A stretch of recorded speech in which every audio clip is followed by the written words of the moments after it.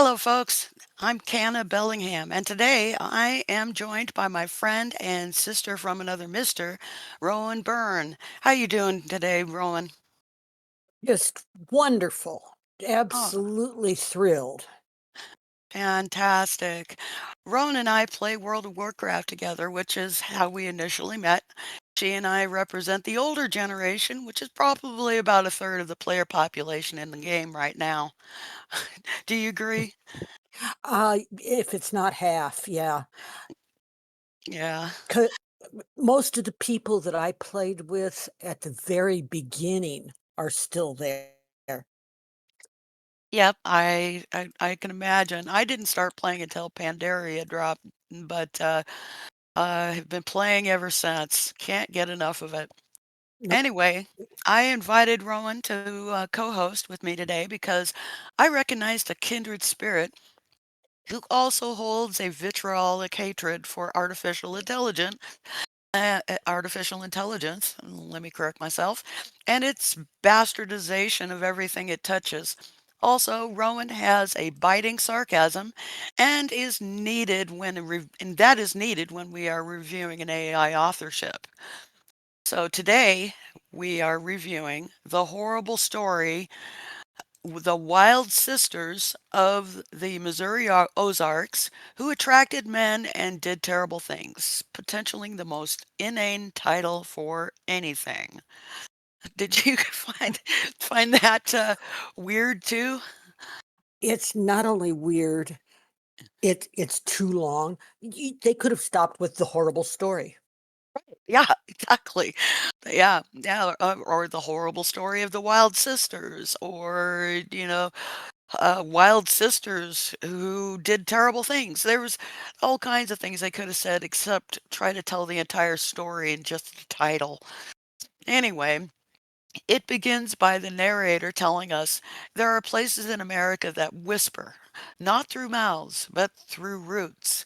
Though a through root, through the soil itself, is the first sentence that you hear in this video. The story takes place in southern Missouri in God-fearing silence, whatever that is supposed to mean. I live in Missouri and I have never heard what could be referred to as God-fearing silence. That could mainly be explained a way to, uh, but of not believing in the existence of God, I guess. But I find it a strange way to refer to the lack of sound, which actually never happens here. The narrator says it's a land of isolation and unrecorded sin. And I'm pretty confident in assuming that this could be the description of any given place within the continental United States back in the 19th century. But between 1893 and 1911, that silence began to scream, according to the narrator. Pause. Anyone who listened to the previous episode from this channel remembers my frequent remarks about how AI intelligence stumbles on basic English grammar, that a period following an abbreviation causes AI to see the period as the end of a sentence. In this video, the narrator does me the favor of saying pause, the word pause, every once in a while for me. Frequently, actually. In a play, it'd be a stage direction, not meant to be read, but here the AI inserts it at least once every minute during the most of the video.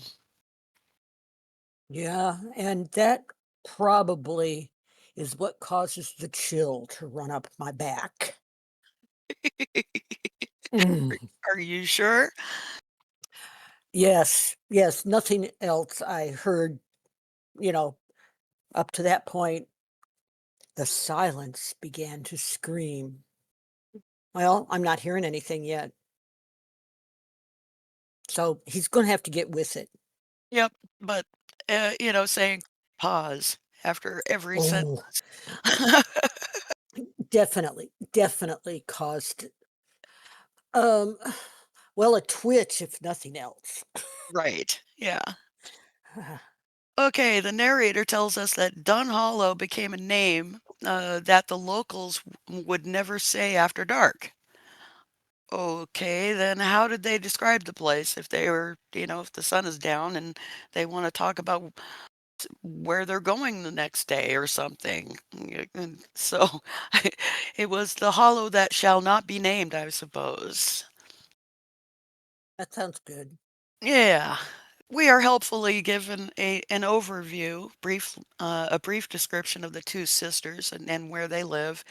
And the interesting part of this is that the creek below their property would run red in the spring rains. No explanation is given for the color change of the water, but I've visited places in North Texas where the iron content in the soil causes the water to turn a kind of orangey red during rainstorms. However, I have not seen that kind of red soil anywhere in Missouri.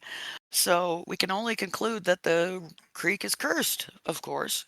It's the only logical explanation. Either that or they've managed to pump it in from North Texas. Yeah, that is a possibility. We do have a town here by the name of Houston, another one of Dallas, and so, the Texas has been creeping into our state. It's Anyway. disgusting. Um, well, I have to confess that I used to be a Texan, and so I crept into the state too. So maybe I brought it with me. Pardon me.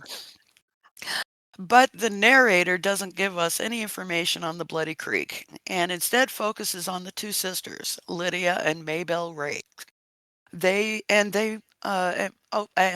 Edit. And we're told that they are wild women, witches, and temptresses, potentially. They are the daughters of a failed sawmill owner. Now, right away, I need to ask, how does one become a failed sawmill owner? What do you think, Rowan? How does one fail at owning a sawmill? I've got a couple guesses. Just Okay. just guesses here. You have to cut the trees. You Okay. have to turn them into lumber. All right. And you have to have a place to sell them. And maybe he couldn't get them to town. Maybe nobody in the town needed anything built.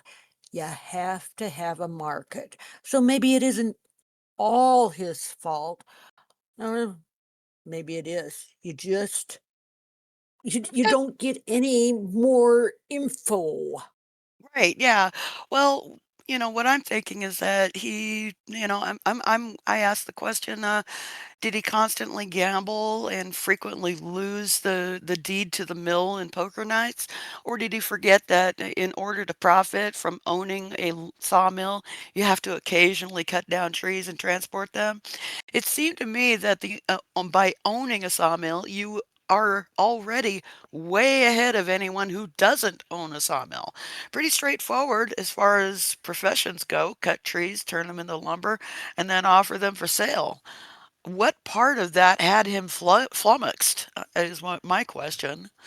Well, maybe it was the sharp end of the axe. Maybe he had a fear of sharp things, which There we calls the go. next question of why would he want to go and buy a sawmill in the first place? But anyway, let's move on. Then the narrator tells us he lost his wife when they were barely 10. And I had to pause there because I was like, what? Okay, I know logically that the narrator must be referring to the age of the two sisters, his daughters. But the way it's read sounds like he lost his wife when he and his wife were 10. Now, no wonder he was a failed sawmill owner. Fisher Price saws are notoriously bad at turning trees into lumber. Wouldn't you think? Yeah. Yeah. I think Oh. that he was just not, you know, it, the narrator really kind of dropped the ball there, I think. So, and the Mm. narrator has trouble with pronouns. He also has trouble with uh, uh Age, with age, time. yeah, yeah, yep. Oh, time really is frustrating for the narrator, I think.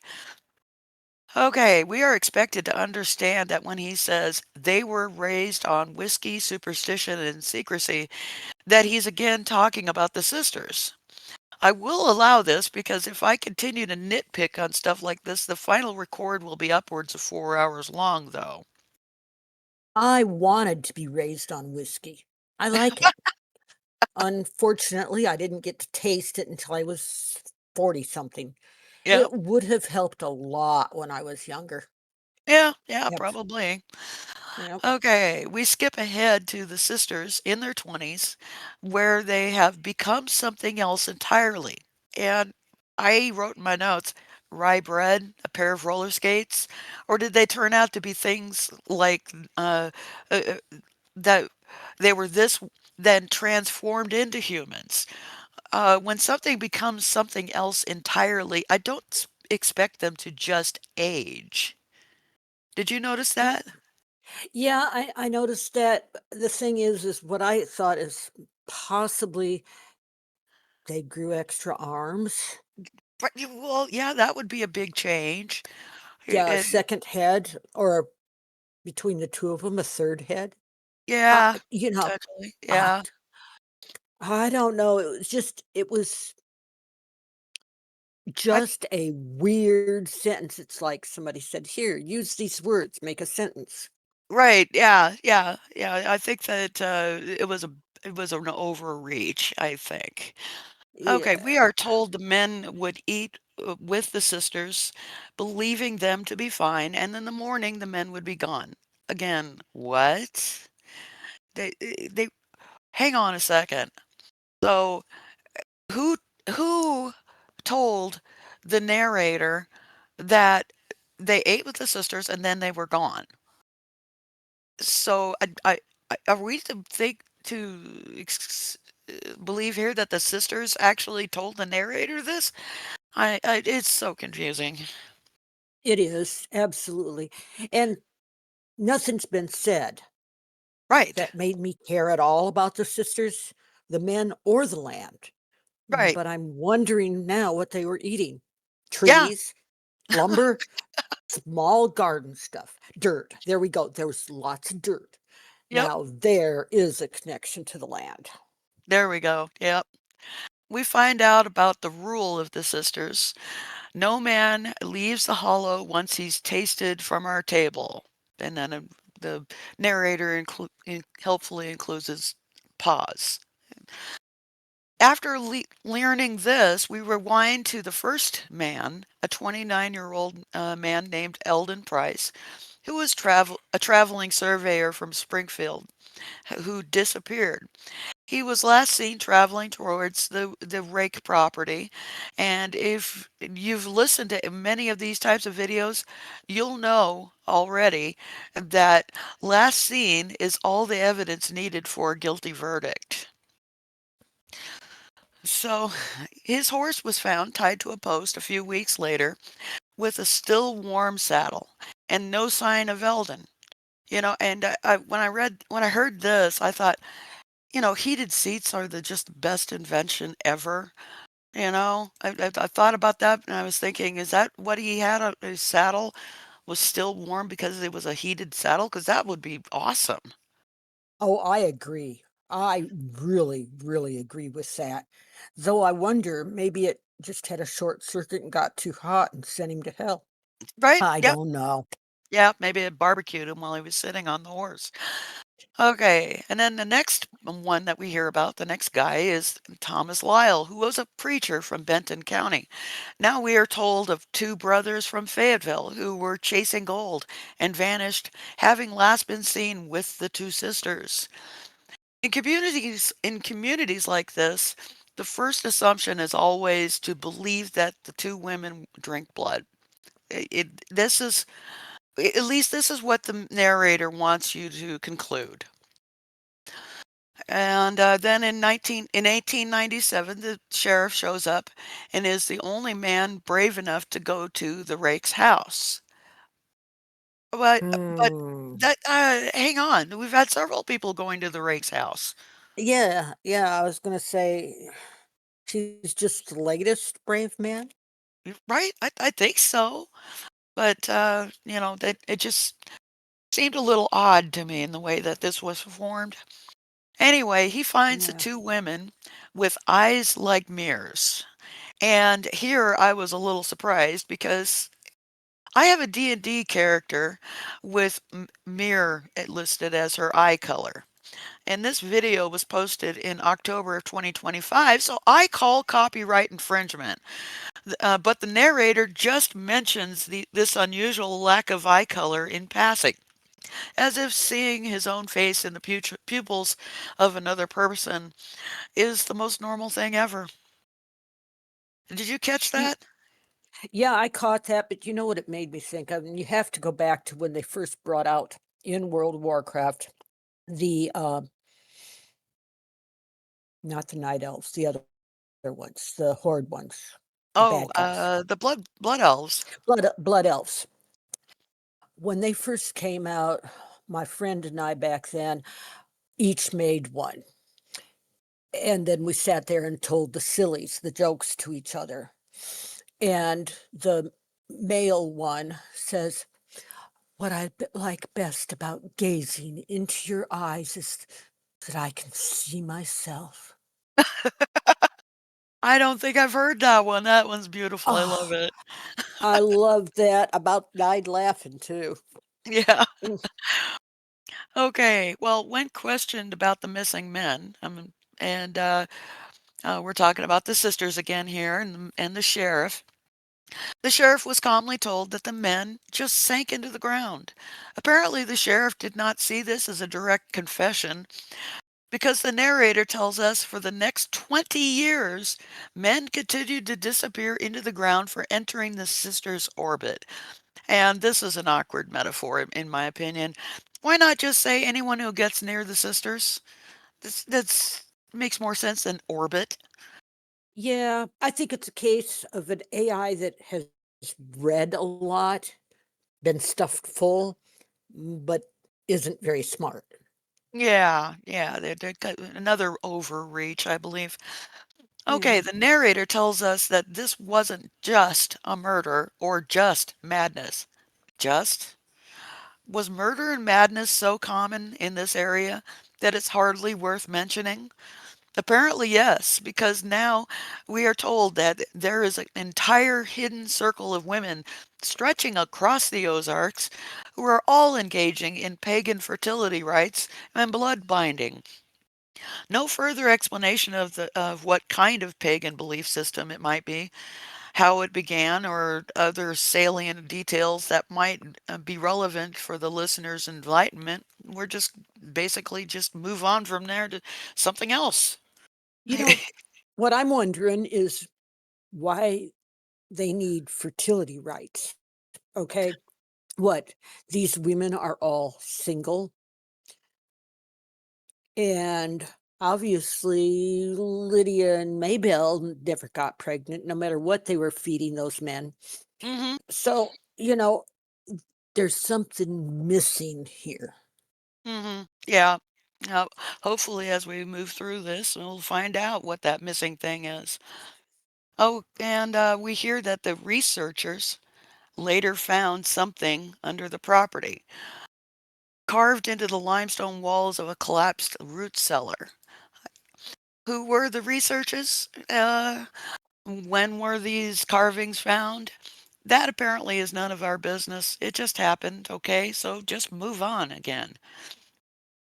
Um, but these mysteries, unknown researchers found a symbol that is older than Christianity with inked words beneath it claiming that the men begged to be taken. We only gave them what they asked for. What? Well,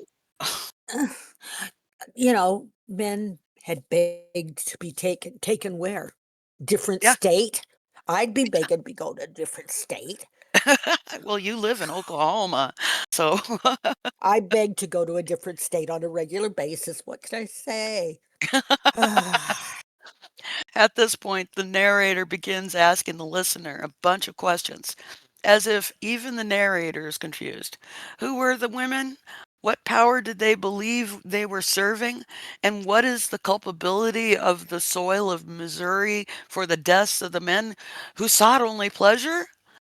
Uh, I'm like, the narrator, you're the one who's supposed to tell me the answers to these questions. Why are you suddenly interviewing me? I'm kind of curious. So far, the only thing that the men actually came across as seeking was food. Now, you know, without stating it, but the AI has not been, what's the word I want? Licentious about it. Mhm. Okay. I like to eat. So maybe the soil of Missouri is responsible for men eating food. Eh, maybe, maybe. I Well, don't I'll know. go with that. Okay, we are promised some answers to these questions if we just stay with the narrator. We are invited to go all the way back to the 1890s. And here I ask, what? Weren't we already there? Did we somehow step through a time rift and never noticed? I- that happens frequently throughout this whole video. It just all of a sudden it'll say, "Hey, let's go over here for a while," and it was like, well, we were there a moment ago, but anyway, we are asked now to comment on where we are and whether we would have trusted the Rake sisters' smile.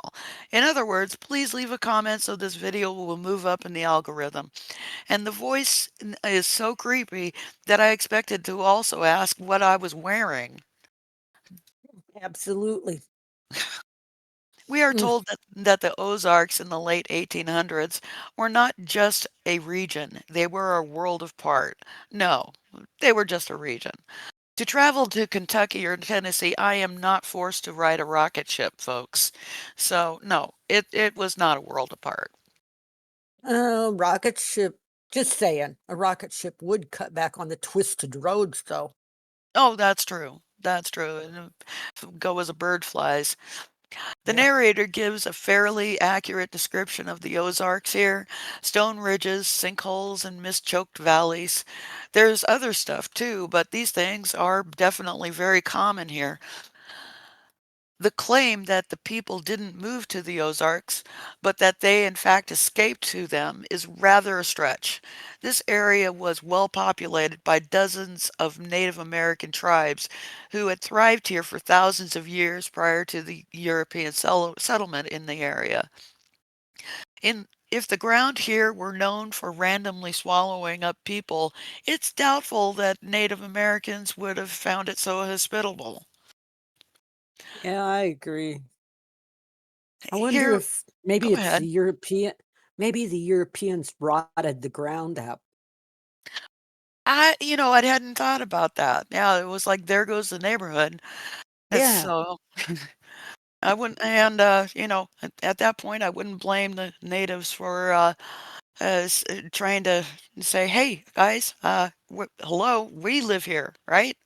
But anyway, we all know how well that turned out. Mhm. We hear about the taste of water and the thousands of interconnected cave systems here, and I could confirm the legitimacy of these descriptions. If you like caving, Missouri is the place for you. They are everywhere. I have 4 caves in my backyard. I'm constantly going out there and finding a new cave. Just all of a sudden, just sprouts out of the ground. So, definitely, if you want a very fulfilling caving experience, come visit Missouri. You you will be sick of all of the caves. Oh, I like how the narrator described how southern Missouri was at this time a place for broken men and wandering preachers. But again, this could be said of any given area throughout the United States today. There are other people, of course, but broken men and wandering preachers are perennial. And universal. Yes. Okay, we finally get to the witchcraft. Woot woot. And it's based on liars lying to gullible people. The narrator says everyone knew someone who knew someone that could do amazing medical miracles with herbs and incantations, such as speaking to the wind. Not really all that impressive, in my opinion. I can speak to the wind. Also, if this isn't a Robert Jordan Wheel of Time ripoff, I don't know what is. Yeah, speaking to the wind is a waste of breath. Just blows it away. Listening to the wind, now that's a whole different thing. And I've never had it speak to me. Right. Well, Gideon Rakes is introduced here, the father of the two sisters. Remember him? Oh, Who moved to the Ozarks from Arkansas after losing his wife to fever and his property to debt collectors. He brought the two daughters, two oxen, and a wagon full of whiskey barrels, so all the important stuff. The narrator says he wasn't looking for redemption, as if the listener had been accusing him of this. He built a sawmill and made a living selling lumber, trapping and trading moonshine. How do you trap moonshine? Is it a herd animal? uh, I don't know, but if he made a living, I wonder how he lost it later. Right? Well, yeah, I'm confused because earlier we were told that it was he failed at being a sawmill owner, you know? Oh, So maybe it's the only thing he knew, and he may have discovered that it was easier to build a sawmill and have it collapse than raise two girls. that's potential. Yeah, I believe that that could possibly be it. Also, it could be that he had been uh, tapping into that moonshine so much that he thought he could trap it now, and he got more interested in trying to trap moonshine than he was uh, cutting lumber. So Yeah, anyway, that makes sense. the moonshine probably broiled his brain because the neighbors heard him talking to trees, shadows, and something under the roots. After his cabin burned down in 1874, his hair turned white. I don't know why these things are related. It's just it's just dumped to us. I'm just relating what the narrator said. But somehow, when the cabin burned down, his hair turned white and he refused to cut wood after sunset. He probably wasn't cutting it before sunset either, with all the moonshine he's been drinking. And that the trees kept track of after dark. The trees kept track of him cutting wood after dark.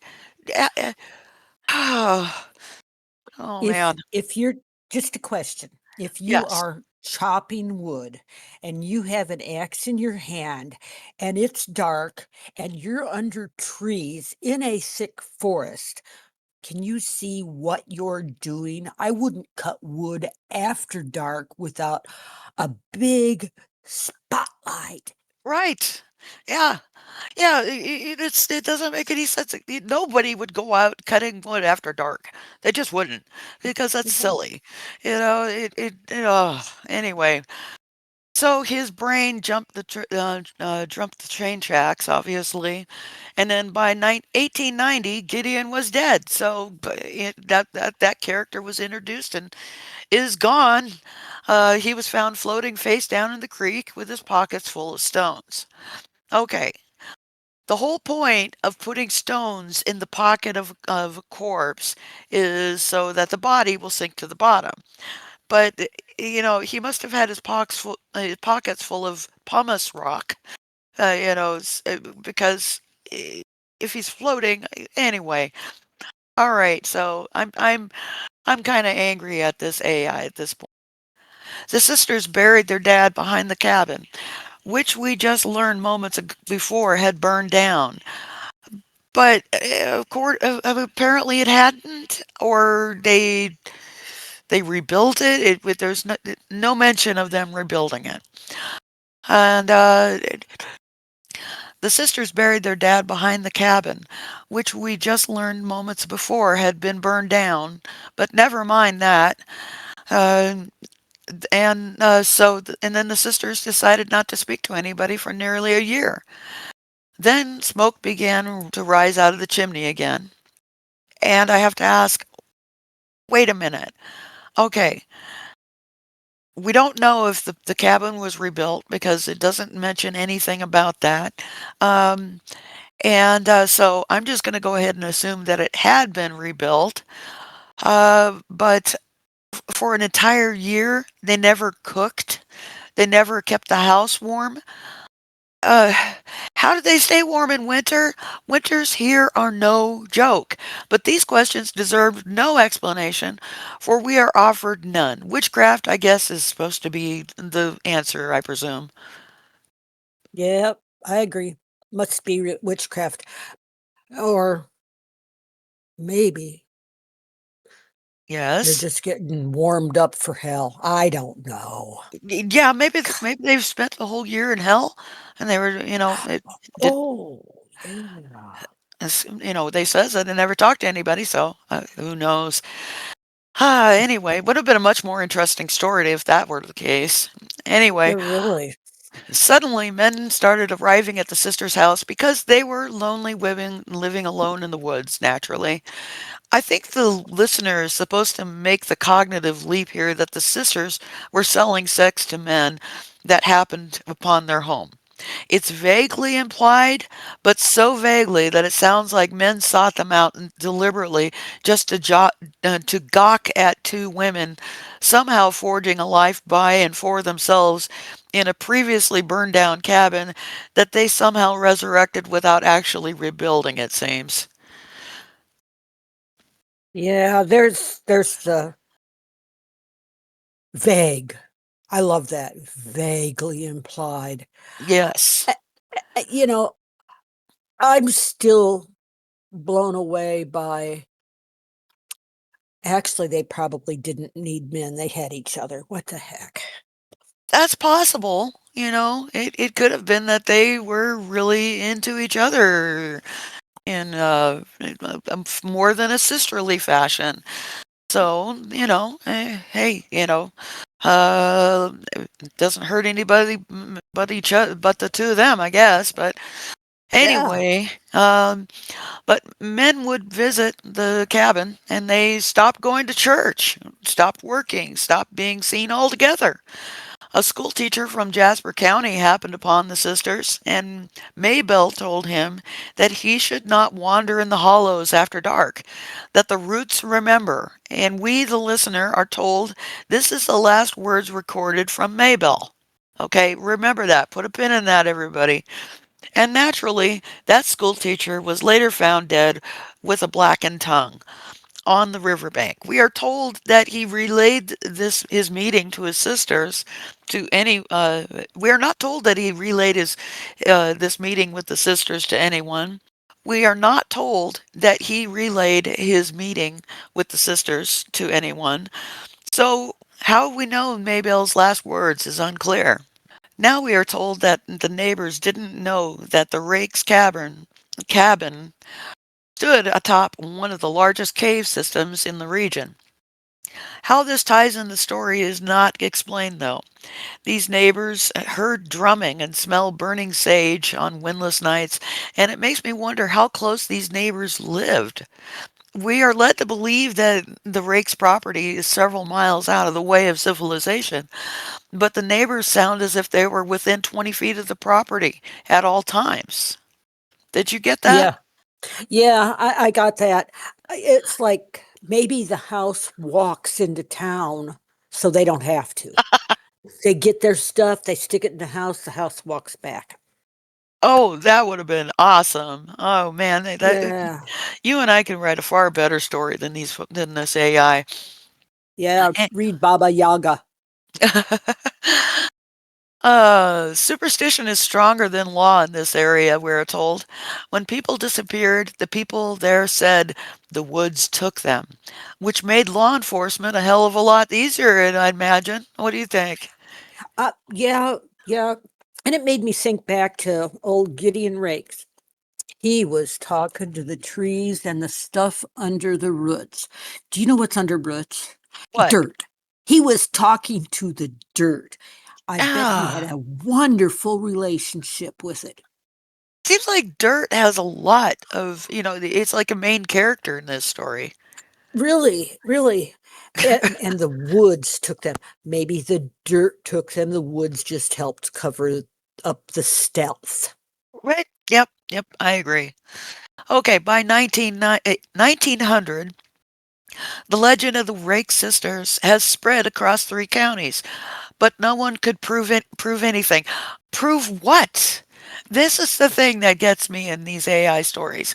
Is that it will just say, this vague, no one could prove anything. Uh, we know that people are disappearing. We know that the Rake sisters are acting really creepy, and for some reason, we were just to just assume that everyone just kind of goes with all of this shit that they are doing. So, I don't know. But anyway, the fact that men seemed to disappear when went to the race house was unremarkable, I guess, and not sufficient evidence for law enforcement to do anything about it. Then the drought of 1903 happened, and we are introduced to a new character, Jacob Halloway, a boy of 14 who went to the trickle of mud that was heretofore a creek in hopes of scraping some water out of it with a bucket. He found bones of humans, not animals. The bones were too long and too symmetrical and too deliberate, is what the narrator tells us. And here I just have to wonder, bones that were too deliberate? Do animals have uh, accidental bones? I, I I, don't know.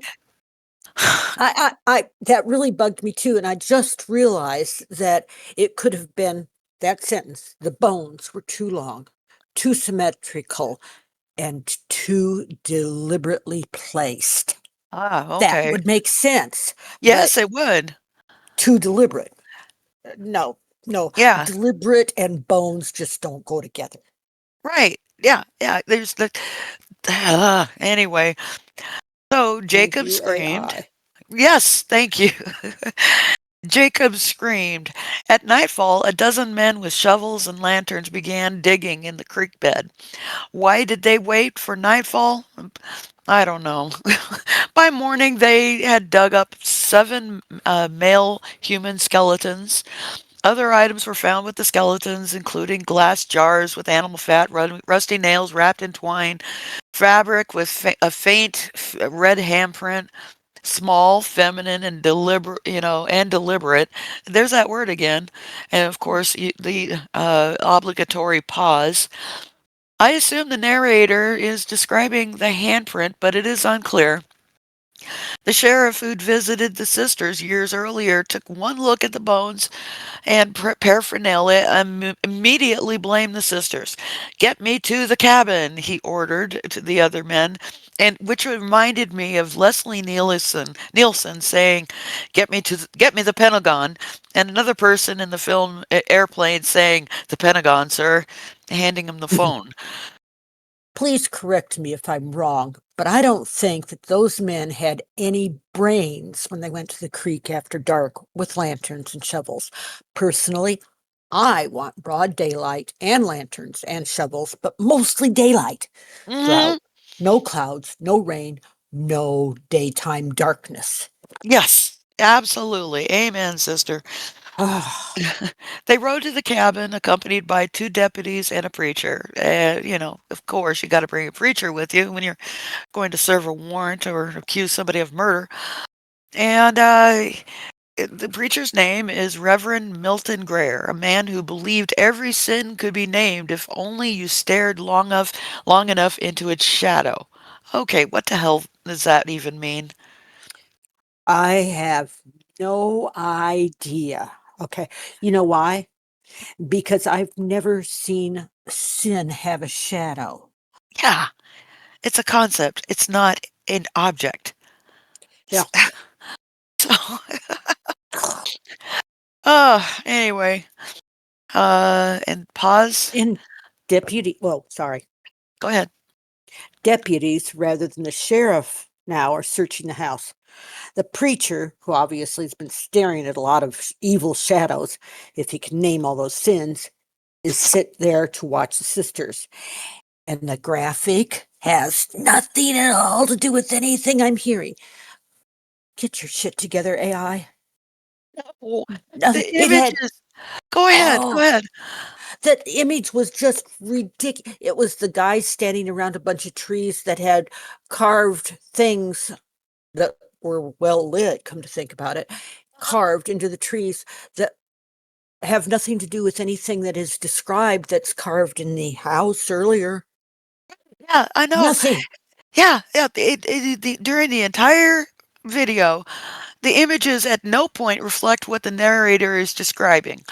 It's just random spooky looking images, and we're all supposed to be scared. Woo! Ooh. But anyway, so yeah, that irritated me too. At the cabin, the sisters welcomed a group with smiles as they hung strips of cloth on the clothesline. What the hell? Strips of cloth. What? What are? What do they mean by strips of cloth? Those, I think they're called clothes, or they're called sheets, or tablecloth, or who would just go out and oh, here's a strip of cloth. I'm going to hang on the cloth. It would just all fall apart, right? Well, I don't know. I had an idea, but I don't know. You may want to edit it out after I say it. Go ahead. Maybe they were on the rag. That's a possibility. Yeah, yeah. Can you imagine how uncomfortable that would be too? No wonder they greeted the guys with big smiles. Hey, Oh. guys, check it out. Yeah, really. Actually, we're Uh, not. You can't hire us right now because we're kind of indisposed. Hint, hint, hint. yeah, really. Anyway, when told that something was found in the creek, Lydia replied cryptically, "Then the creek must have wanted to show you, Sheriff." And then the narrator includes pause.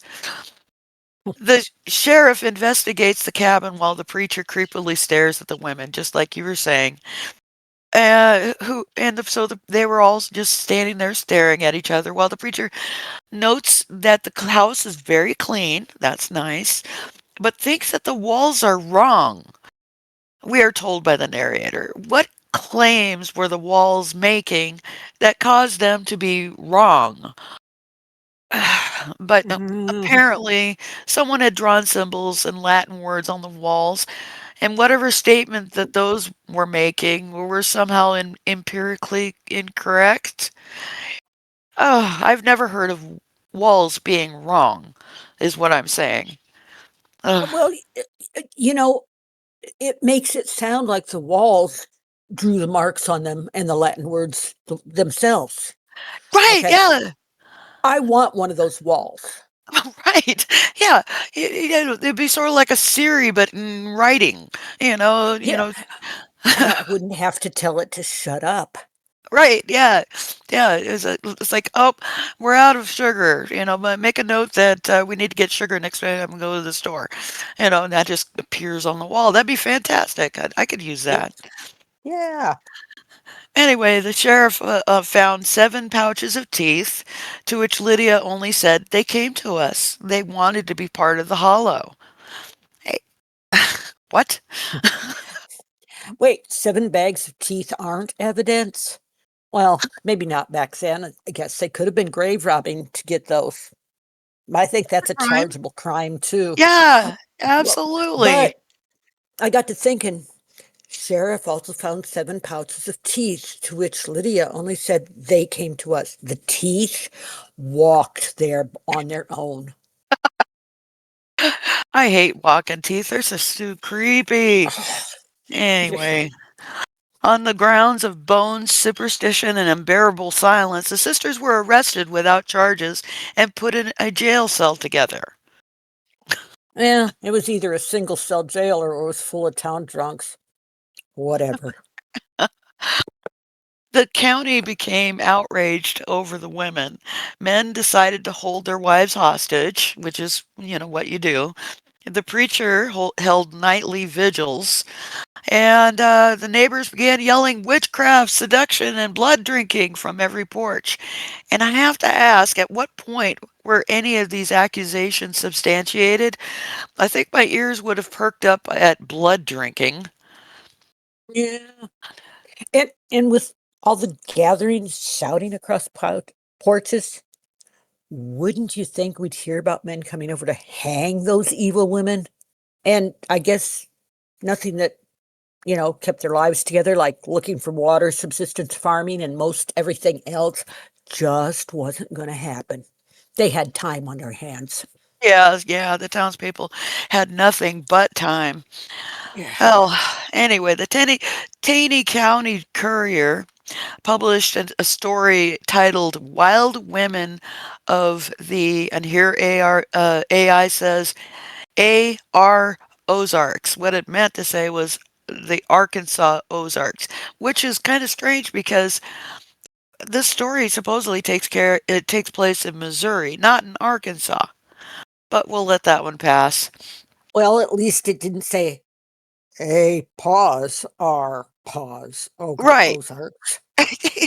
Yeah, yeah. I think it's because the AR were not didn't have any periods after them, so Oh, yeah, I guess right.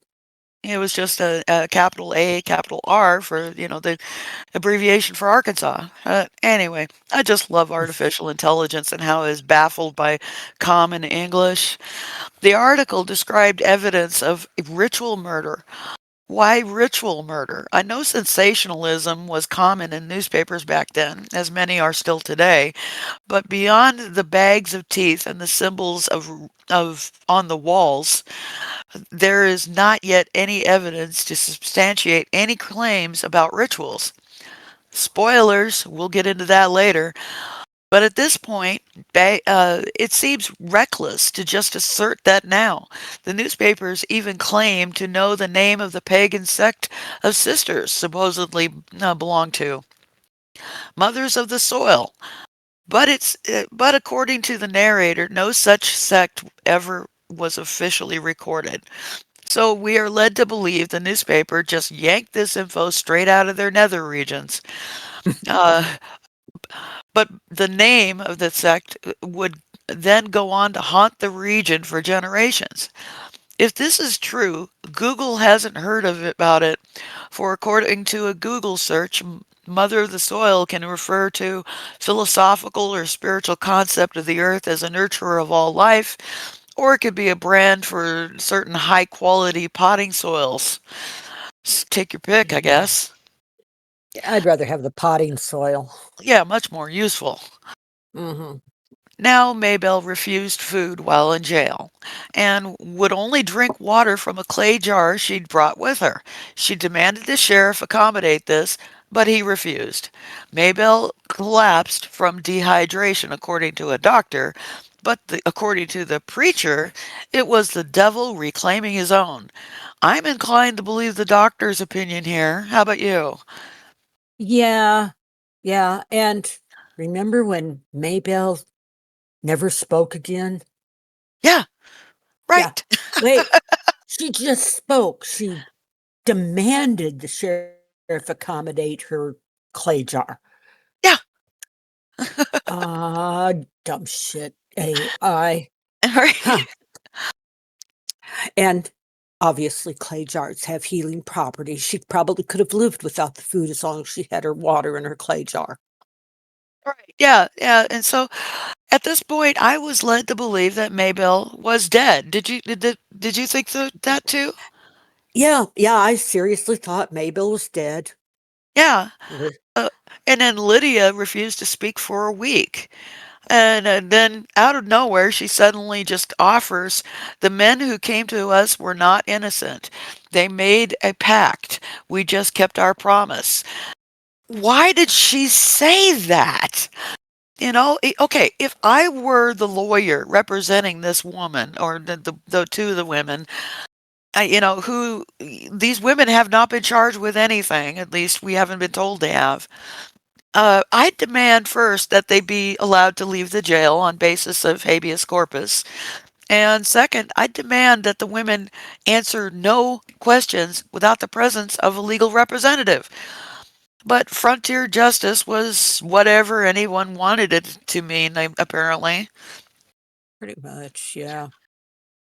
Here, the narrator or the sheriff suffers a stroke. It's hard to tell which this happened to. We are told the sheriff writes in his logbook, they don't fear punishment, only interruption. Whatever they believe is complete. And this, I just sat on this part for, I don't know, a solid 5 minutes trying to figure out what the sheriff was trying to say because it makes no sense. Yeah, I was gonna say, did you ever get it? Because I No. still don't get it. Yeah, I don't. Whatever they believe is complete. Well, then Uh, they should be done with the rituals. If You it's all think? done, you know, but they don't wanna be interrupted. So, obviously, it's not complete. Yeah, yeah. Anyway, abruptly we abandon the sisters and are told that a group of volunteers go back to the creek to continue digging. They uncover a bunch of trash, such as clay jars sealed with wax containing a variety of stuff, yada, yada, yada. Well, okay, we've got shovels and ropes, and they bring up more clay jars with a miscellaneous assortment of stuff in them and sealed with wax.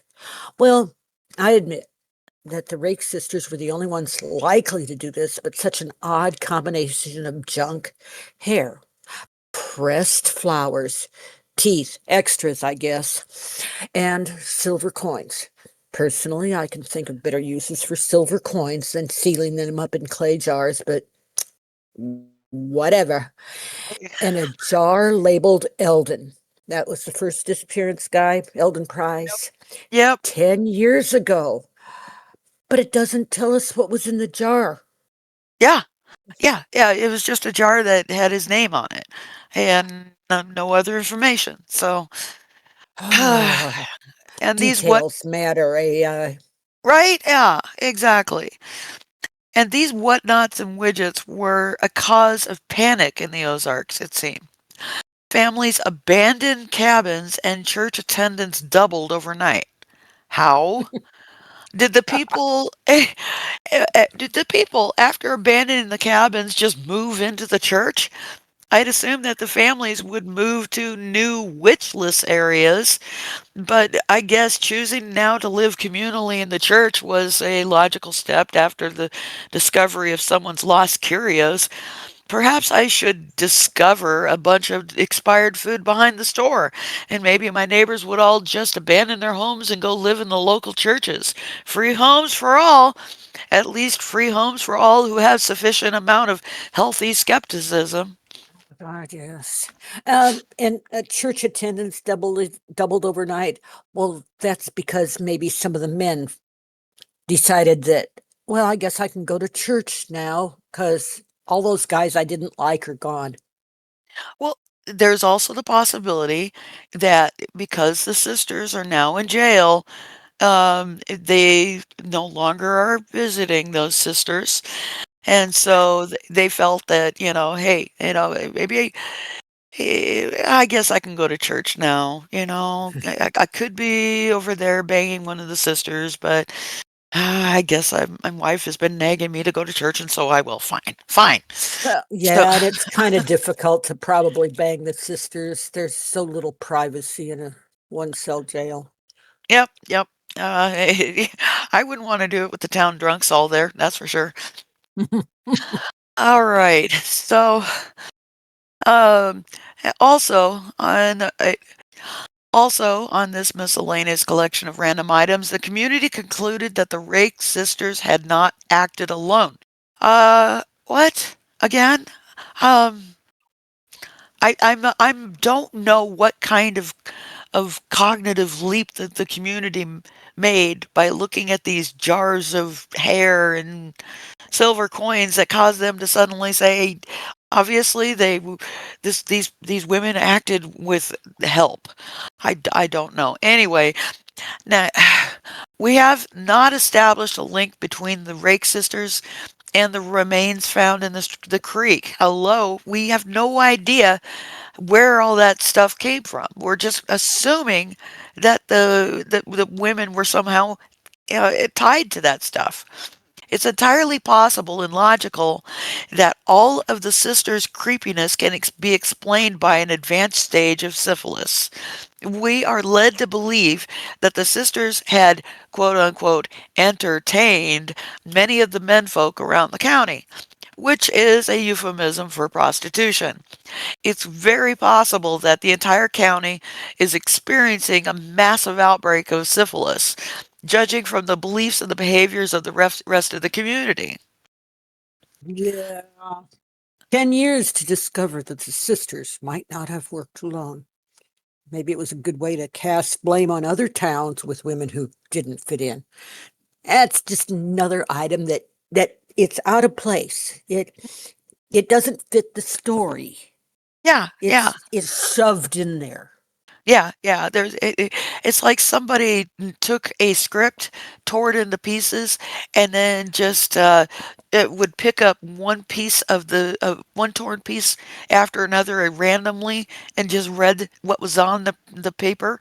It really feels like that, but anyway, here a new character is introduced very briefly, a woman this time, and her name was Cora Bledsoe, who was known for her healing charms and had visited the Rake sisters often. A second woman, Hetty Warren, had disappeared in 1901 after a falling out with the Rake sisters. A third woman, Martha Colson, was a midwife who was discovered dead with her heart cut out and the symbol of that was on the same symbol that was on the wall of the Rake residence carved into her chest. So, what? Okay, what we are to understand is that all of these women either died previously or were all had disappeared and died previously. Um, but actually, when you look at the timeline on this, one of the women disappeared in 1901. Okay, this at this moment in 1901, the sisters are in jail. Okay? Yep. I had to scroll up and check the dates and to make sure. And sure enough, even the narrator, either the narrator is trying to imply that the Rake sisters were linked to the deaths and disappearances of the aforementioned women. The sisters were actually cooling their heels in jail, still without any official charges lodged against them. A rumor began spreading through the county schools, which is the best source of dependable and reliable information, that the victims of the sisters, were not just buried in the creek, but in a hole beneath the old sawmill called the Mother's Pit. Nice. But what did this lead to? A prelude to January 6th, 2021, of course. Reverend Greer had led a group of townsmen to march on the sawmill to dig, quote, without warrant or law, unquote. Yeah, I love the name, the Mother's Pit. Oh, for fuck's sake, that's the stupidest thing so far. There's already been plenty. If I was Right. voting on how was this well, this story has been done on a scale of A to Z, I think a W is fitting, as in, why did you do this? Right, precisely. Ugh. Uh, Now, if I had a secret coven of devil worshipping witches, and I've thought about doing that occasionally, and wanted to have a a convenient place to meet with my fellow witches, where would I put it? Certainly not under several feet of dirt covering a trap door that revealed a limestone staircase. Know this, dear listener, it took several hours for the group of men to dig out the dirt covering that trap door. So presumably, in order for the to have a meeting, they'd have to dig down to the trap door, then rebury it after the meeting. There must be a better way. Oh, I got it though. I just realized. What? The dirt moved on its own because they're in charge. That's right. Yeah, it was the stuff under the roots. Exactly. Yeah, it's It sentient, has yeah, has motion. yeah, it moves out of the way, and then when they're all done, it just moves back. Oh, okay. Well, I wish the narrator would have told us this. That would have made a lot more sense, you know? Hey, Oh, man. yeah. Yeah, yeah. There's no hope for this God, story. no. Okay. While staring into the blackness of the stairway, the preacher, the fearless preacher, against whom no weapon that is formed against thee shall prosper, according to the Bible anyway, chickens out at the last second and refuses to face whatever demons might be at the bottom of those stairs. Here we get a very detailed description of what the sheriff found in the pit, details of which were only described in the sheriff's private journal, now held in the Missouri Historical Archives. Yeah, I bet that exists. He describes marks on the walls. He said that the air was alive, like it had remembered what had been done down there in the mother's pit. And here the description gets very confusing. He says the marks on the walls spiraled inward to a pit full of water. Let me read I'm that again. He says yeah. the marks on the walls spiraled inward to a pit full of water. Huh? Is this a bad guy's lair in the original TV Batman series? Is the ground so tilted that the sheriff mistook it for a wall and the pit holding water is suspended in such a way as to defy physics? Let's set that aside for now, though, because arranged around the pit were several wooden chairs, each with a rusted chain bolted to the floor, or to the wall, maybe. One of the chairs was still occupied by a mummified body, its facial features unrecognizable. However, the words carved into the mummy's forehead are still legible and read, "He asked to stay." For some unexplained reason, none of this information makes it into the official report or registered as evidence. Instead, the sheriff orders the site to be resealed. Yeah, Okay. Oh, that just blew my also, okay, all the details were only in the private journal. Okay, he's not a sheriff. I don't know what he is, come to think about it. hmm. Because, when you find stuff like that, that becomes evidence. And Yes. you don't just put that in the private journal, it goes into a file. Yeah. Yeah. Ah, maybe he didn't have a file cabinet.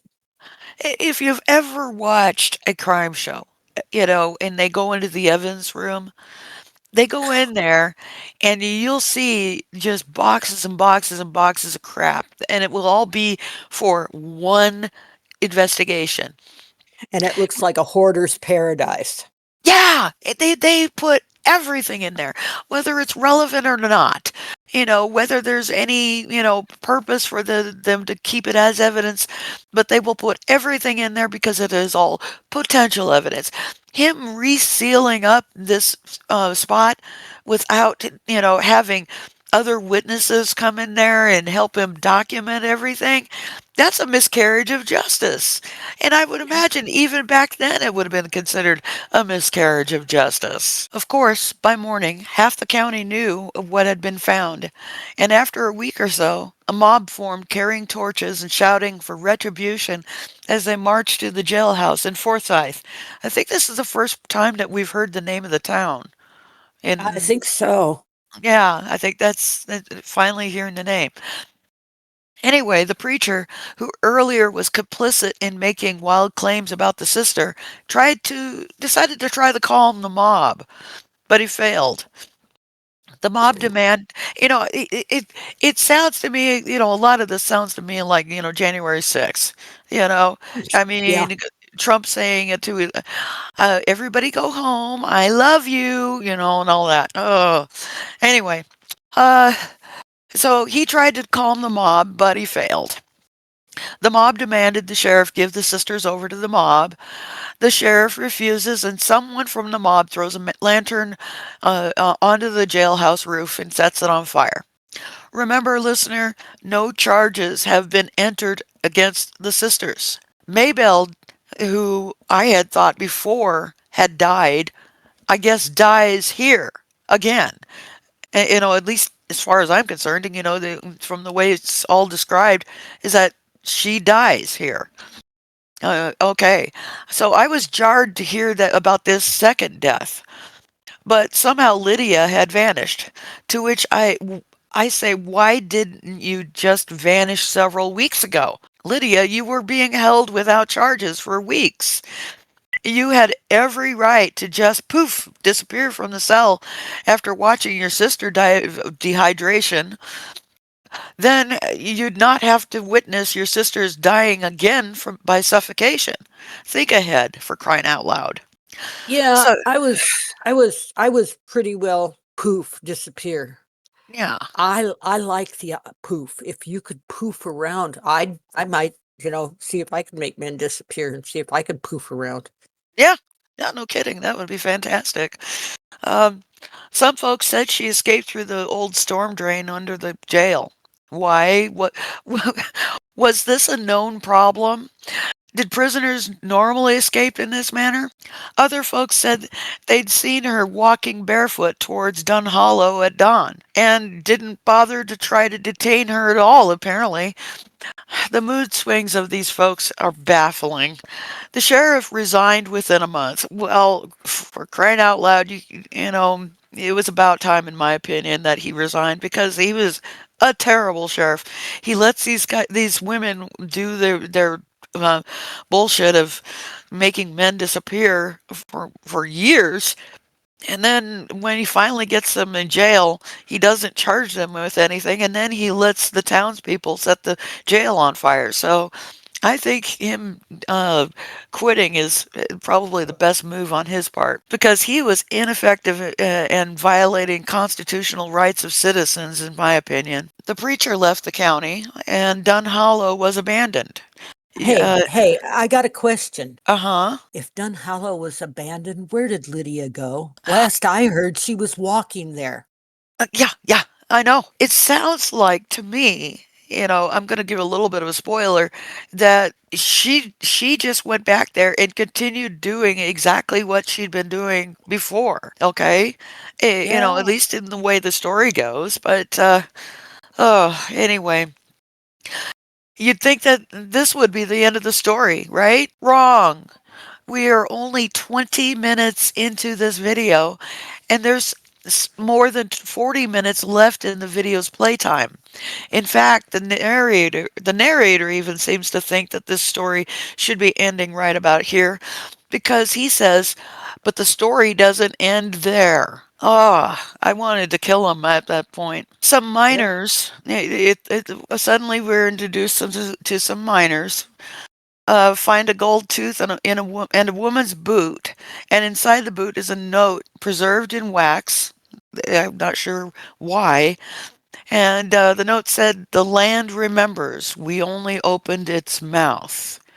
And okay, yeah, there's no explanation as to what any of that means. And another spoiler, that will never be explained throughout the rest of the video, folks. So don't think you're going to get an explanation here. And here, dear listener, we get what is called in the profession story padding. We learn that the creek would dry up every 7 years and cough up more bones.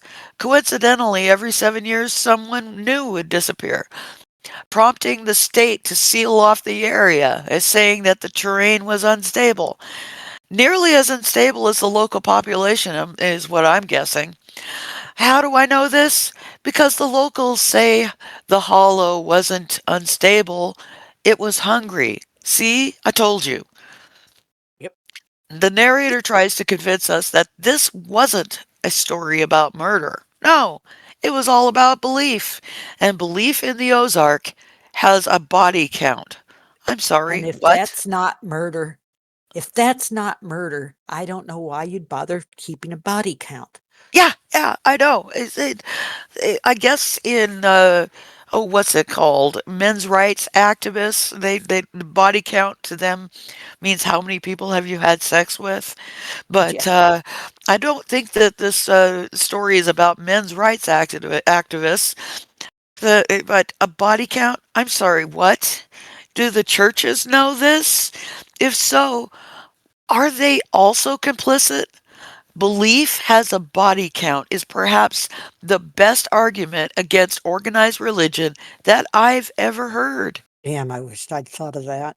Now the narrator waxes poetic. He retells the story, decorating it with metaphor and simile. Got to get to that hour mark, I guess. We travel back through the timeline again and hear about individuals who met the sisters. We listen to words from letters that men wrote, posted, and were sent to third parties unnamed. How this was managed when most of the time the men's disappeared before mailing these letters? Who knows? Perhaps the sisters were also running a post office out of their cabin. A journal describes the thoughts and experiences of a traveling merchant who, after offering shelter to the sisters, suddenly awoke to find himself in chains. Somehow, he managed to write out these details in his journal before disappearing entirely.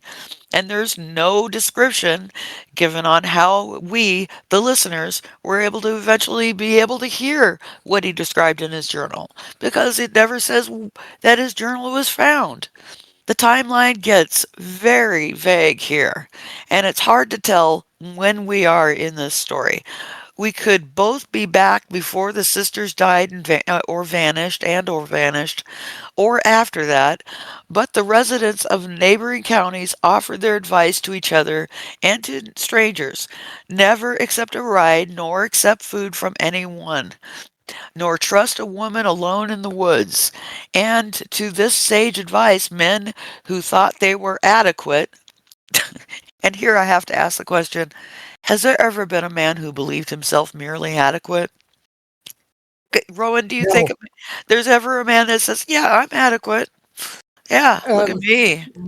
no. No, because they either think they are supermen or they're completely inadequate, and that has a lot to do with their upbringing. Yep, yep, that's certainly true. Yeah, believing that they were somehow immune, and this has validity in my opinion, and ventured into the hollow in spite of all of this advice.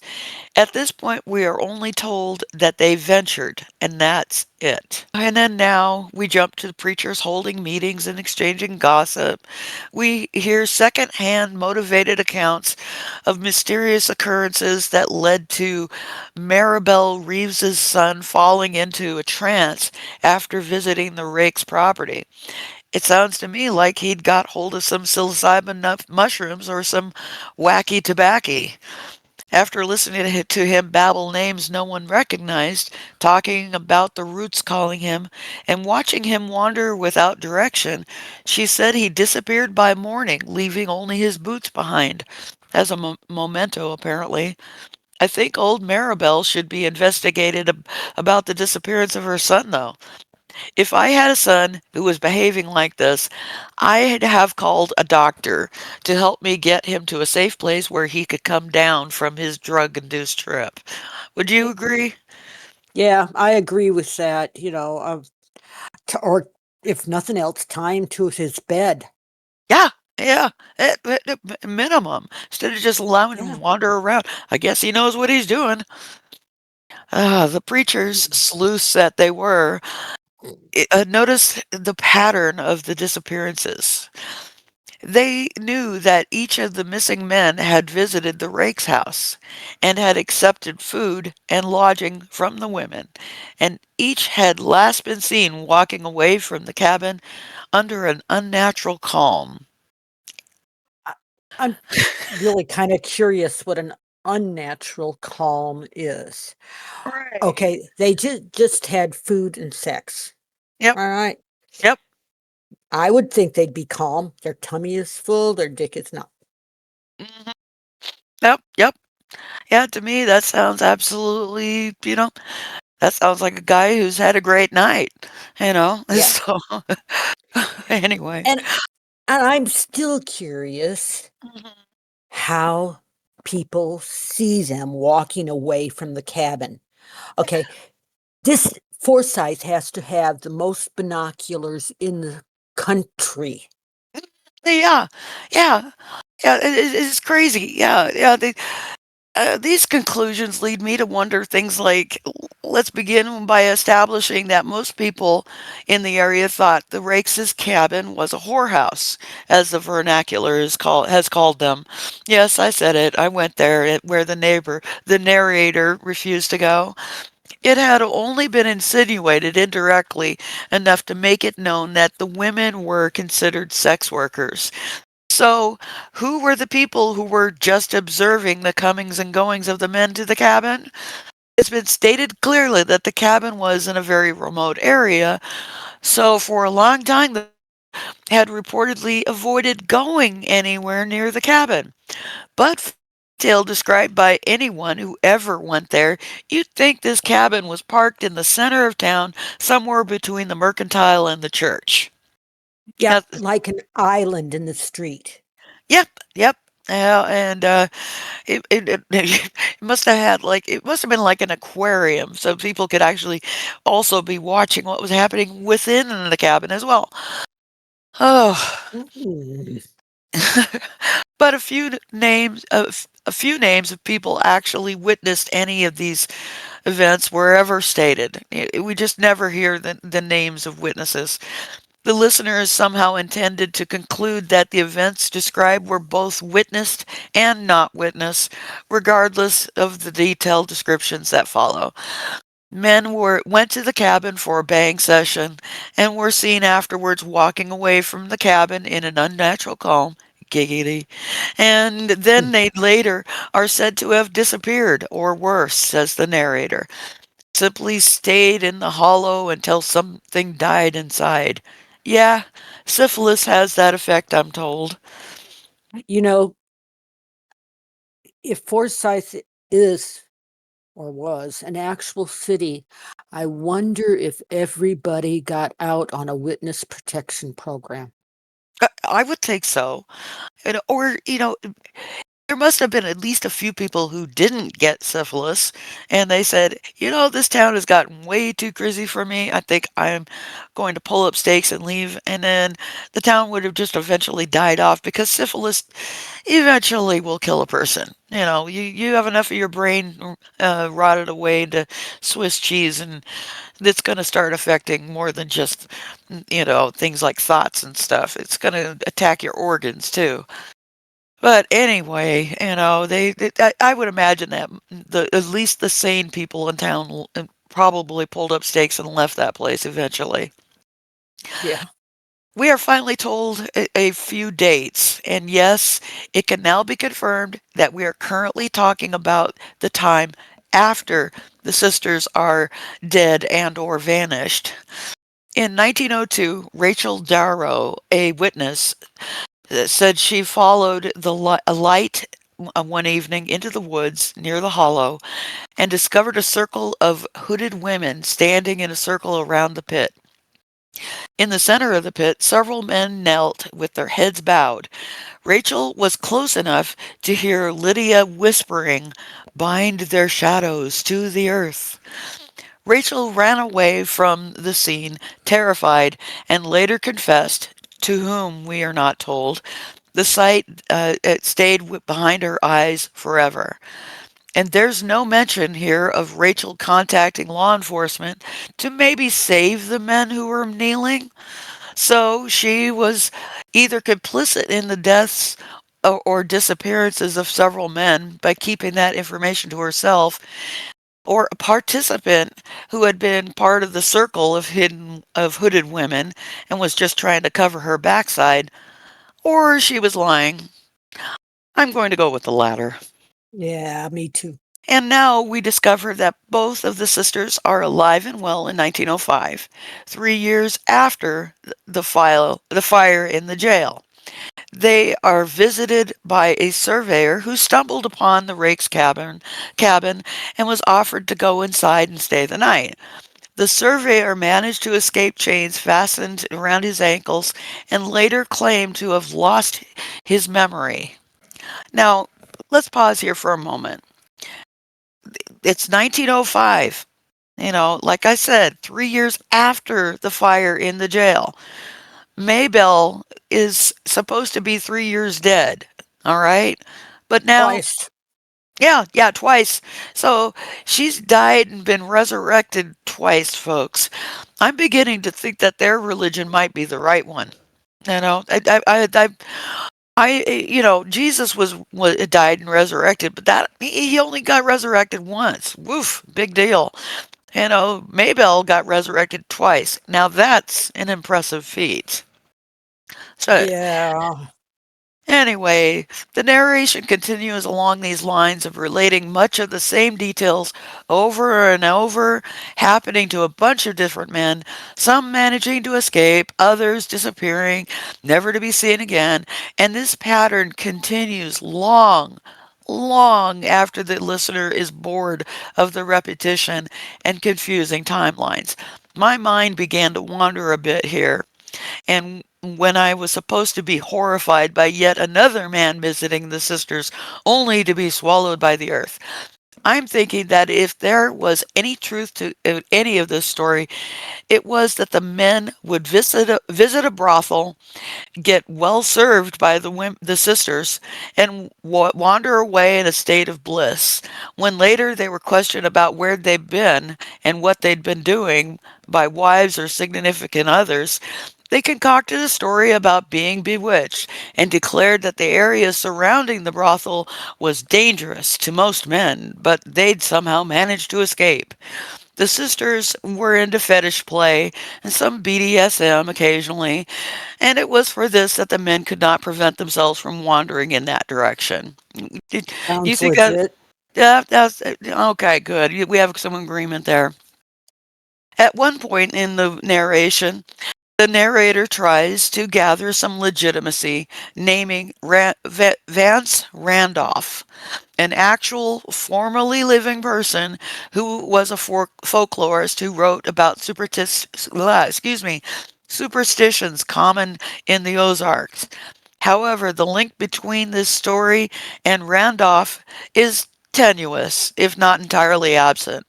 He wrote about the Ozarks, yes, but if he ever mentioned anything relating to the Rake sisters, it might be hidden in one of his many novels. And I'm sorry, dear listener, although I do want to find some of these books to read for my own pleasure, I'm not going to comb over a dozen or so books to see if he said anything all about it. Every time some official is called in to investigate, all of the chains, chairs, wall markings, and other occult paraphernalia has vanished. Even one of the men vanishes from the same jail that Maybelle and Lydia had once been held in. The county probably never got around to fixing that storm drain hole. Sounds like the jail was operated on the honor system mostly. In the end, Yeah. Yeah. did you notice Definitely. that? Yeah. Yeah. And I get this mental image of the drain hole just being open for the guys to piss in. Yeah. Okay. Okay. So, they could have walked in their sleep and fallen in it. Yeah, right. Can you imagine they go outside, I mean, they fall in the hole, they fall all the way down through the drain pipe and climb all the way out, and they go around to the front door of the jail and knock on the door and say, "Hey, can I get back in the jail, please?" Yeah. Please. The food's just great. Yeah, yeah. I haven't had a good night's sleep like this in a long time. Anyway, uh, um, okay, so in the interest of brevity, I will skip a large part of the video altogether. It is tedious because it just continues to repeat the same information over and over. But I will include this little turn of phrase. Drought had stripped the trees bare, and what little rain fell turned the ground to mud before reaching the soil. That does not make any sense. What does this mean? Does the rain turn into mud midair? Or if the mud isn't a mixture of soil and water, then what substance was it? I was forced to contemplate this sentence for several minutes only because my brain resisted returning to my attention to this video. I wasn't I won't bore the listeners with more descriptions of stuff happening again that already happened several times before, but I will mention the depression in a rock shaped in a perfect circle, discovered by farmers who'd been wandering around the creek bed in the hollows. Excuse me. The narrator says it shouldn't have been there. The ring was 8 feet wide and were marked with symbols no one recognized. The depression is now described as a bottomless hole. Okay. Seriously? Is that a depressed hole or a bottomless depression? I think I've been in both. Yeah, yeah, that, and is there any such thing as a bottomless hole? That Um, I've always taken issue with that phrase. yeah, yeah, bottomless hole. Let's see. That just simply means you don't have a rope or a light that goes down far enough because, seriously, my mom always said if I kept digging in the yard, I was going to get to China. And we Did you? both know no, I never got to China. Hell, I never even got more than about 3 feet down, because then I was, pretty well standing to my shoulders in the hole anyhow, Mhm. and then I have to get out of it. Kids back then were disposable. Ugh. Oh, not me. Nope, nope, I was not disposable. I was washing dishes. Oh, okay. Because I remember doing stuff like that, just, randomly digging, and my parents not thinking anything about the fact that I could very well pull the hole on top of me, you know, Mm, and bury myself. Anyway, yeah. okay. Well, it was described as a bottomless hole. These are not interchangeable. It was either a hole or a depression, not both. When the farmers looked down the hole, they smelled rot and iron. And here the narrator says, that was where the digging began. Okay, what? Are they trying to dig the hole out of the ground? Shouldn't they just fill it in for safety's sake? But nope, they set to digging in what we are left to guess. And after 2 days, they find the first chamber. If you are having trouble visualizing any of this, dear listener, you are not alone. So the Wow. miners who are now miners, formerly farmers, continue digging and following tunnels, and eventually they find what the narrator describes as a constructed temple buried in silence. I thought it was buried in dirt. Okay, I don't know much about construction, but it seems to me that carving out an elaborate system of tunnels, chambers, and an entire temple within the limestone rock with a main access point under a creek to be poor planning. What if it suddenly starts raining while the miners and explorers or whoever is down in that place? What about all of the times that the creek isn't dried up because of the drought? How could this pagan coven or whatever hold its ceremonies without needing scuba gear? It it is I get so angry when AI just doesn't think these things through. Well, if So, Lydia and Mabel are dead, maybe they don't need to breathe. But, you know, there are the guys that they drag down there and yeah. the other women. So I don't know. Maybe it's all dead women. Yeah, it just seems like really poor planning that, Yeah. they put the entrance to this, I play okay, I've played Minecraft. I don't know if you have. Have you ever played Minecraft? No, No. I've watched I think I watched Cooney and I've watched, Sky. Yeah. Okay. Well, in Minecraft, if you are like you go down to the bottom of the of a river or the ocean, and you start digging, that hole fills with water. Okay. And then you keep on digging and it still fills with water. Well, in Minecraft physics, the water will only go to a certain point and then just randomly stop, and you'll see a hard edge on the water. Real life isn't like this. It's not Mm. like they would start digging in this chamber, and if they just happen to keep going off to in any direction, compass direction, that the water would just not move any further. That the whole thing would be filled with water. But anyway, I'm gonna stop that trail of thought there because that's gonna make me crazy. All right, we are told the main chamber has the now common arrangement of wooden chairs arranged in a circle around an altar with chains attached to it. Lydia Rakes's journal is conveniently found in a crack in the stone wall, and it's filled with the ravings of madness. A second chamber that the miners, who are now suddenly promoted to investigators, called the chapel. Suddenly, Reverend Halverson is casually introduced to be part of the miners and investigators. He had joined as a moral observer, whatever that is, as if that's an official job title. This reverend cleverly puts together the cryptic symbology, the Bible quotes, and the Latin phrases carved in the walls, and concludes that everyone else had already understood quite some time ago that this was a covenant site built for ritual exchange for blood protection. Bravo, Reverend Captain Obvious. But wait, dear listener, this is no simple witchcraft. Oh, no, no, no, no. It was more stupid than that.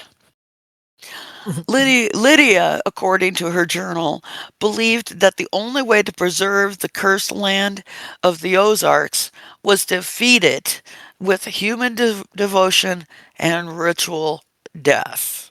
Okay, Seriously, seriously. seriously. Um, Honestly, I'm a firm believer if you're on cursed land, okay, move. Or don't feed it, maybe the curse will go away. Yeah, Or, you know, I I have really never lived on cursed land that I knew of. I mean, I've had crops not grow. I blamed it on the weather. I never blamed it on the dirt. right.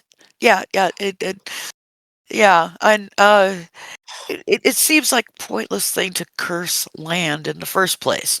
You know, Yeah. Well, uh, I mean, unless you're gonna salt it, and that's another thing altogether. but Because that's not cursing it. That's actually just putting down a substance that would keep it from being able to produce any kind of plants. A curse is something you put on something because you're mad at it. yeah. Who gets mad at Oh, dirt? well, it depends on how much of it falls on you. I mean, if you were stuck in the holes we were digging, maybe. Yeah, I guess so. Yeah. Yeah, possibly. But or if you find it on your kitchen floor, and I remember that there was a commercial back in the 80s, I think. Rug doctor steaming mad at dirt. you know, so maybe it was the rug doctor that was cursing the land. I don't know. That's it. All right, but That's anyway, yeah, I would first, not want to be living in this place. But instead, Lydia decided to start a cult involving prostitution, kidnapping, and murder. Somehow, the miners' investigators conclude that at least 12 ceremonies had occurred in this underground temple between 1895 and 1910. How did they conclude this? Don't worry about it, listener. Just don't. The listener is told that the sisters had created a religion based on ancient beliefs that predated Christianity and became priests of their own heresy. But the narrator drug this tale out as ridiculously as possible, repeating much that had already been said in this video. If you, dear listener, have made it this far into the original video, you are probably asleep. I know I often listen to videos of this kind in order to fall asleep because the ad nauseum and repetitiveness of this content lulls the brain into becoming mush. When if you're deliberately listening to it while trying to stay awake, well, bless your heart. I don't. I think that you would do better to just maybe ask your doctor for some opiates, and probably you'll be much better off. Mhm. Yeah, yeah. Oh, anyway, the journals are shown to the community, and it's about time. And I just thought of this just now. All this time, sheriffs were keeping their own personal journals, and they would write down details. The victims were keeping journals, and then nobody would see those journals, but somehow we would know the contents of them. Well, finally, we have journals from the sisters that are shown to the community. It's about time. We needed a little bit of transparency from this county's government. And the people of the community are shocked all over again. Remember, these people have been watching all of this happen. They've been living in this community. But suddenly, when they read these journals, they're shocked. So they decide to block up the hole in the creek bed. And I am 100% behind them. But before they can do this, a storm comes, destroying the entrance of the tunnels, along with the journals, only preserving fragments. I have to imagine that these journals, which were direct evidence of horrific crimes committed in the name of some weird made up religion, were returned to the temple only to be washed away and destroyed that the very next time it rained? I, uh, what kind of police department is this? Rhoda, help me here. Well, um, bad. It was a really bad. Okay. Admittedly, I suspect that the sheriff couldn't get a job anyplace else, so he took the sheriff's job. And and honestly, I kind of feel bad for him because he obviously didn't have the brains for anything like shoveling horse shit. Mhm. Yeah, I agree. All right. Well, weirdly, the narrator kind of throws the men who were victims of the sisters under a bus right here, saying that some of the men volunteered, at least at first, to be blood sacrifices. So it was consensual murder, apparently. Well, something was consensual at least. Oh, yeah, Yeah. exactly. Members of the community believe the sisters were swept away in that final flood. Well, it's about time. Good Lord, they survived fires and dehydration and suffocation and but the floods, nope, they just can't seem to. Members of the community believe the sisters were swept away in the final flood, but we, the listeners, had already been told that at least Maybelle had been killed in the jail fire years prior to this, and then prior to that, she had died of thirst. What this reveals to me is that whatever hoodoo the sisters were doing actually worked at keeping people alive, as was stated as the purpose of this coven. The You know, narrator, go ahead, I want to hear. no, they were swept away in that final flood. Does that mean it has not flooded in the Ozarks since then? That's a good question. Well, Um, I know that it floods quite a bit. It's flooded just about every year since I've lived here at different times and different places. yeah, yeah. I object to the final flood thing. Yeah. Uh, that just that kind of inaccuracy irritates the flying hell out of me. Yeah. Yeah, I agree. I agree. They could have done way better by at least checking to see, what the weather's been like here recently before posting this video. Yeah. So anyway, the narrator drones on from here, wildly speculating on the intentions of the sisters. Visitors to the hollows, who later claim to have seen more creepy apparitions, and suddenly the townsfolk decide they haven't seen enough death and demand that someone, anyone, pay for the crimes the sisters had committed. Makes sense to me. So the town's doctor is drug into court and was accused of delivering a variety of herbs to the sisters based on notes that were read from Lydia's journal. He tried to defend himself by saying he thought he was treating a specific disorder, but collapsed on the stand when questioned whether he had spent a night in the sisters' cabin. Well, that makes sense. The community is skeptical, but when there was barely any kind of evidence that anything bad was actually happening, the community started screaming about blood drinking. They feel seems like they are very prone to making wild proclamations, and then suddenly finding their skepticism at weird moments. Well, I personally think the doctor committed suicide because he knew he had literally nothing to live for now because he's ruined as a doctor in that city anyway, or any place else he goes because that kind of reputation's going to follow you. But as far as them changing constantly, just remember the sisters are women, therefore they're hysterical and they're crazy to begin with. Oh, So of course. I hadn't thought of that. there you go. And the doctor was a doctor. Oh, yes, yes. A man, too. Yeah, Let's too. not Yeah. forget that. Yeah. Um, well, here's my thinking, though, is that he was delivering herbs to the sisters.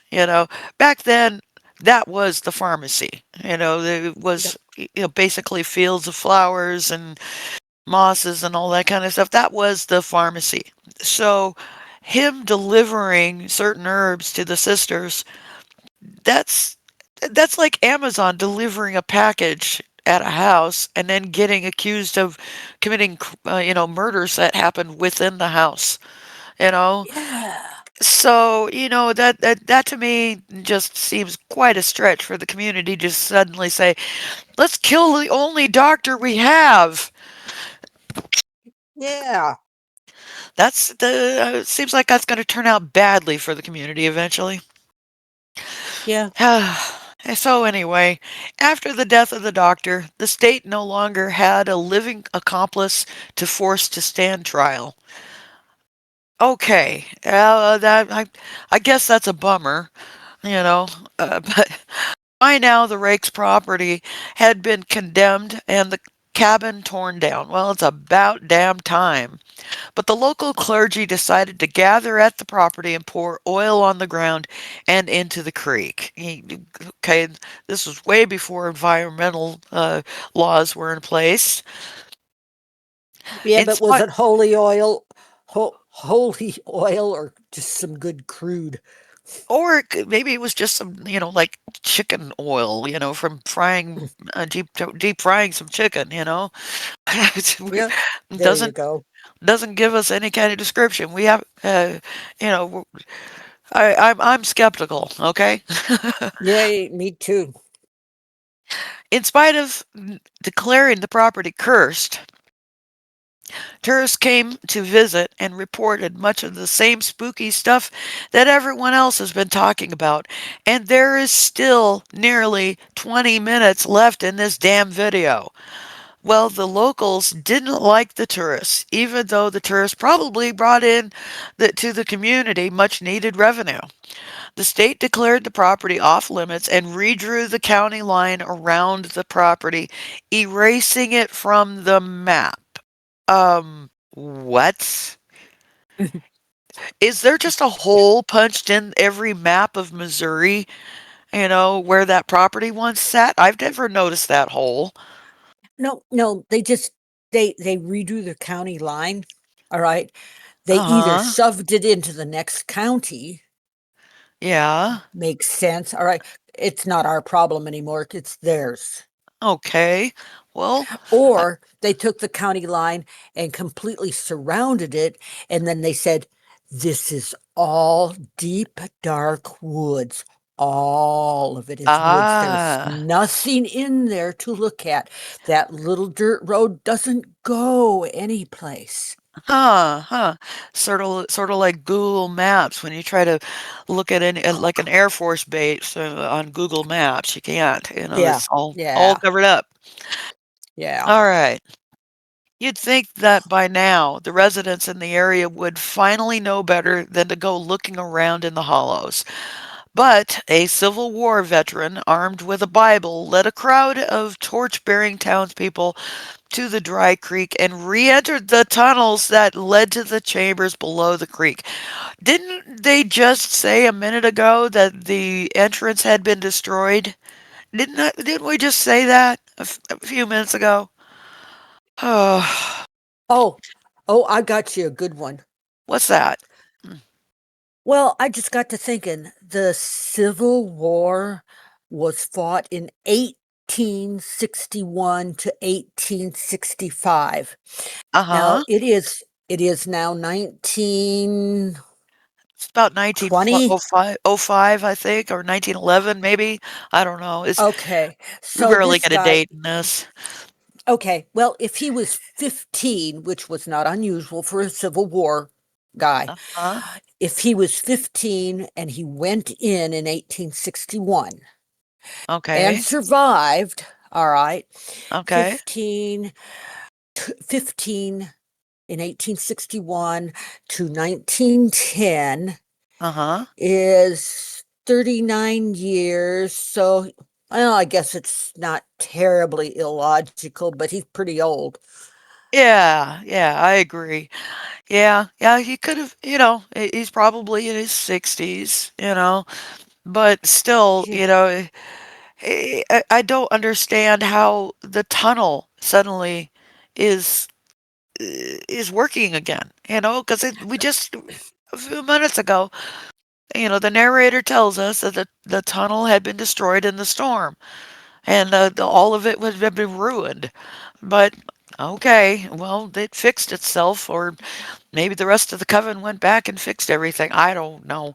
Anyway, they found an effigy standing in the middle of the room that the previous investigators had missed altogether when they had traveled through the chamber years before. Of course, they missed it. Did you catch that? Yeah, the effigy. All right. Yeah. I have never, ever said these people were smart, but I also never said they were blind.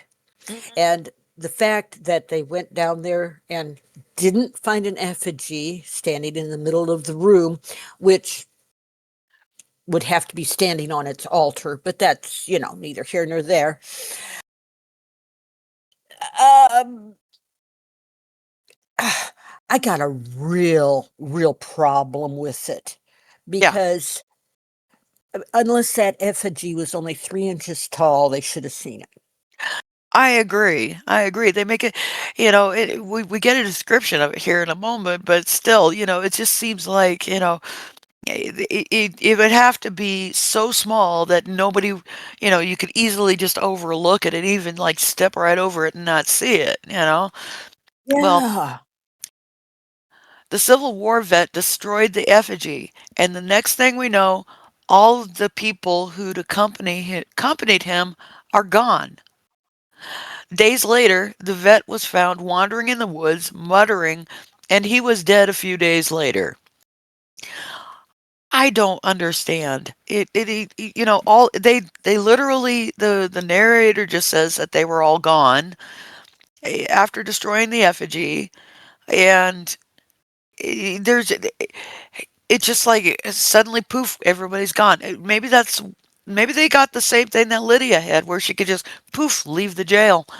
I don't know. Anyway, I guess. I would think they'd all gone home and were trying to forget they'd been down there. yeah, yeah. Now the rest of the townsfolk decide to seal the entrance under the creek once and for all. And that sounds like a good idea. They filled it with cement and iron, and the video continues to describe more people finding stuff and debris that was attributed to the rake's cabin. The video continues to describe more people finding stuff and debris that was attributed to the rake's cabin and its former occupants. A coffin was discovered which had the names Maybelle and Lydia carved into it. So the sheriff ordered the coffin reburied and sealed with concrete. The sheriff the sheriff's barn burned down that night. So naturally the burning was thought to be linked to the reburying of the coffin. I'm I'm still curious who built them the coffin and put them both in it. Yeah, yeah, we don't get any of that information. Why were they both in the same coffin? Can you imagine how Maybelle must have reeked by now? I mean, the woman has died how many times now? At Oh, least 3. good Lord, she must have been ripe. Anyway, the story continues to plot its way through the rest of the 20th century and into the 21st century, repeating motivated secondhand accounts of people seeing and hearing stuff already described too many times during this narrative.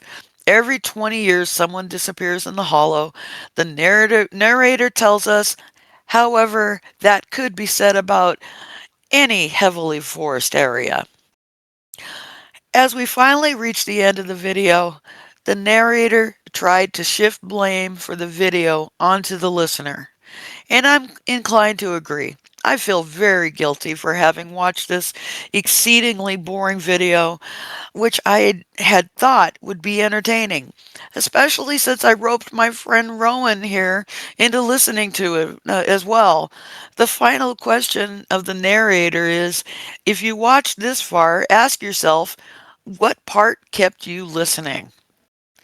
Oh, it And was the OCD insane part, and yeah, y- that's my final answer. yeah, yeah. What kept me listening Mm. to the video was you, dear listener. You. I did it for you because I want to say officially that if you happen to see this video, you can skip over this one and find another one that's probably going to be better for you to listen to, unless you're purely looking for a video to fall asleep to. In that case, it's ideal because after you've heard the first few horrific things that happen, you've heard everything that you could expect to happen. So you can peacefully fall asleep while getting bored to tears. And to you, Roman, I need to apologize. I am so sorry for asking you to have to listen to this video. Oh, honestly, I listened. It was the OCD insane part, yes, definitely. But I have to say that it gives me an open mind to listen to another one. Just just not in the next couple weeks or so until I get my brains back. I'm with you on that. And I'd like to thank the channel, The Forgotten Ledger, for producing this video for me to review. And I encourage all of the listeners to check out The Forgotten Ledger and see what kinds of videos they have on offer. I think you'll find that it is a rather interesting channel if you look over their video selections. You'll find that this place has a rather singular uh, uh, style of video that they most like to produce. I am not going to describe it to you. I would much prefer it that my listeners would just go and take a peek at the video selections that you can see, and you will right away see a pattern that is a very strange. Anyway, I thank you, listener, for listening to this video, and thank you, Roman, for listening to it with me and for doing this record with me. I had a lot of fun with you. I hope you enjoyed yourself as well. Absolutely. All right, and to the listeners, I hope that you folks have a great day. And if you could kindly leave a comment on the video, I'd appreciate it very much. And that's going to end this video. You all have a fantastic day. Where the roads are winding, the stories are crazy, and maps don't mean a thing. So grab your boots and saddle up, we are chasing tales untamed. From haunted mines to mountain pines, no two roads are the same. The compass spins, the banjo grins, we ride where legends claim. On the Can't Get There From Here podcast, where truth wears a crooked wing. Can't